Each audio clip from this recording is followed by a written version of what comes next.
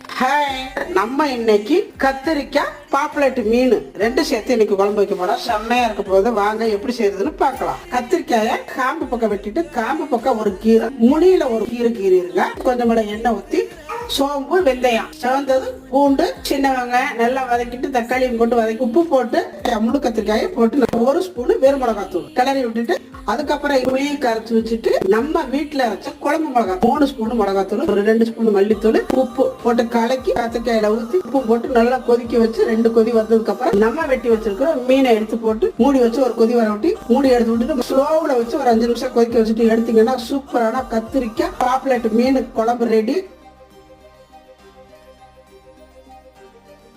இப்போ எங்கள் வீட்டுக்காரர் சாப்பிட போகிறாங்க. இந்தாங்க சாப்பிட்டு பார்த்துட்டு எப்படி இருக்குன்னு சொல்லுங்க.